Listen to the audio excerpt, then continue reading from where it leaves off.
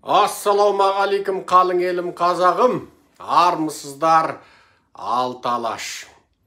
Бүгінгі тақырыбымызды көріп, баршадарыңыз шошып кеткен шығарсыздар. Мен полицияны өлтіремін деп. Көрген жұрт әрине ойлайды, Серікжан Біләшұлының полицияда алынбайтын, кетпейтін кегі бар, алталасы беспересі бар деп. Біз қазақ билігінде біздің ешқашан кешірілмейтін кегіміз бар. Жасырмаймыз оны. Қазақ билігін иттің етінен жек көреміз. Қазақ халқының тарихи ата жауы дәл қазіргі бүгінгі қазақ билігі. Қазақ халқын өсірмей, аурумен қырып, кедейшілікпен, жоқшылықпен қырып, қырғындап, орыстың астына салып беріп отырған, өз халқына өз оқ атқан, қынадай қырып отырған, енді Қытайдың құлы қылып, Қара Қытайды қазақ жеріне қаптатып, визасыз әкеліп, Қытайдың елшіліктерін Ақтөбеде құрып, енді қалың қазақты Қытай мен орыстың қатар талапайына салғалы отырған бүгінгі қазақ билігі қазақ халқының нағыз шынайы жауы. Ал неғып бүгін бұл тақырыпты қойып отырмыз? Мен полицияны өлтіремін деп. Бұл бір адамды құқықты қорғаушы, халықараға аты мәлім болған, Біріккен ұлттар ұйымы мен Америка шешім шығарған, Біріккен ұлттар ұйымында аты аталып, арнайы жарғы қабылданған, Американың конгресінде аты аталған бір құқық қорғаушының айтатын сөзі ме? Жоқ, ол мен айтатын сөз емес. Мен полицияны өлтіремін деп ешқашанда айтпас едім. Бірақ бұл сөз бір періштедей пәк сәбидің аузынан шыққандығын айтсам сенесіздер ма? Бүгін міне июньнің 19 күні тура осы сөзді айтқан жігіт, менің екінші ұлым Әбдірахман Серікжанұлы 5 жасқа толып отыр. Сондықтан бүгінгі лекциямды мен сол Әбдірахман Серікжанұлының тарихта қалатын тарихи сөзіменен бастап отырмын. Әбдірахман бүгін 5-ке толып отыр. Менің ұлым. Әр қандай әке өзінің баласын мақтаныш сезінеді. Әрине, баласымен мақтанбайтын әке жер бетінде жоқ. Мен де әкемін. Мен ұлымның осы сөзімен мақтанамын. Мейлі мен 80-ге келермін, Құдай өмір берсе 90-ды да көрерміз.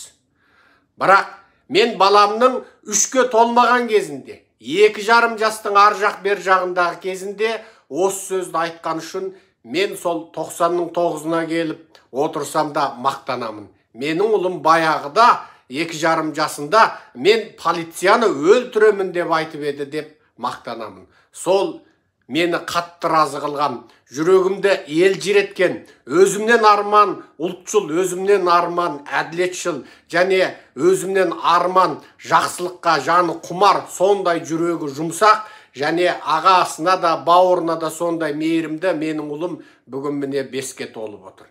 Мен оның полицияны өлтіремін деген сөзін өте құптаймын. Және оны тасқа ойып жазып қойғым келеді. Тасқа ойып тұрып жазғым келеді. Себебі жақсыға жақтас болу, зұлымдыққа қарсы болу Құдайдың адамды жаратқандағы табиғаты. Егер кімде-кім зұлымдыққа қарсы тұрмаса, онда ол зұлымдықты жасаушымен қатар саналады деп қасиетті кітаптардың өзінде жазылып қойылған. Құрттайынан осындай ақиқатпен өскен менің ұлым полицейді көрген кезде мен полицияны өлтіремін деп айтып, менің айналамдағы жолдастарымның бәрін таңырқатқаны бар болатын. Әрине, оған біз ешқашан полицейді өлтір деп айтқанда емеспіз де, үйреткенде емеспіз. 2,5 жастағы сәби осы сөзін айтып отыр. Міне, содан бері 2,5 жыл өтіпті. Қазақтың сұмырай билігі қазақтың періштеден кем түспес, періштедей сәбиінің жүрегіне дейін кекке толтырды. Зұлымдықтың қандай болатынын сәби екеш сәбиде сезінді. Ол бұл сөзін айтқанда 2019 жылдың тамызы болатын. Ол кезде менің үйғамақтан шыққан кезім. Міне, сол мен үйғамақтан шыққан кезімде Алматыда Ақкент ықшам ауданының қасында отырып, көлікте отырып, менің ұлым, үлкен ұлым Сүлеймен Серікжанұлы полицейдің мәшинесі ана қарсыда тұрғанын көріп, анау полицей екен депті. Соның ұлым үлкен ұлым айтты, мен полицейді жек көремін, мен өткенде полицейді ұрғанмын депті. Иә, үлкен ұлым Сүлейменнің полицейді ұрғаны шын. О кезде мен Астанада үй қамақта отырған кезім.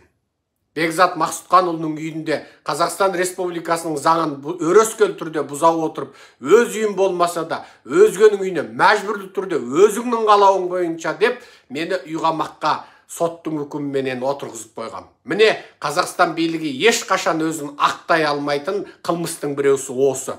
Тарихта мәңгі бақи қазақ билігі осы қылмыс үшін ақтала алмайды. Әрине, оның қазақ халқына тарихтан бері жасап келе жатқан геноцидтік қылмыстары, ол екі бастан олардың ақтала алмайтын қылмыстар. Дәл сол мен үй қамақта жатқан кезде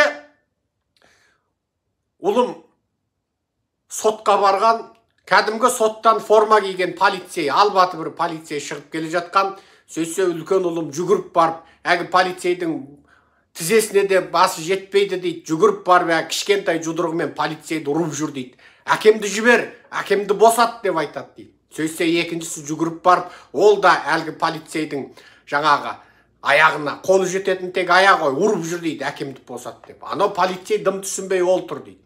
Бірақ ерлікті көрмейсің бе? Қасқырлықты көрмейсің бе? Мен осы сөзді естігенде еңіреп тұрып жыладым. Мені қатыгездік пен зұлымдық, кек, өшпендік жылата алмайды. Ешқандай. Жалада, өсекте, қорлауда, қаралауда, анау мынау қитым быйқым маған жасаған кедергінің ешқайсысы мені жылата алмайды. Мен тек осындай ерлікті көргенде көзіме жас келеді.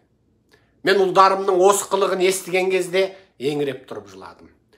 Сол үлкен ұлым полицейді бастап ұрған, тырнақша ішінде ұрған, кішкентай жұдырығымен, сәби жұдырығымен.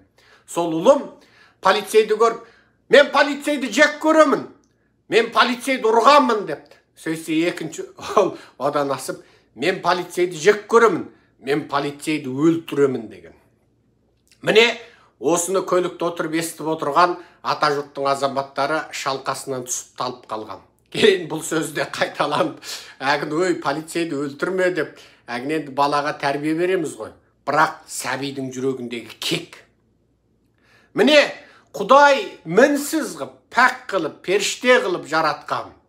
Сәби екеш сәбидің өзі 2,5 жасында, міне мен полицейді өлтіремін деп отыр. Сол тентек ұлым, сол батыр ұлым беске толып отыр, сол қуанышымды сіздермен бөлісейін деп отырмыз. Баршаларыңызға осындай қасқыр жүректі, арыстандай айбатты, осындай қасқыр жүректі ұлдарды бұйырсын. Барымыздың қыздарымыз да осындай батыр болсын.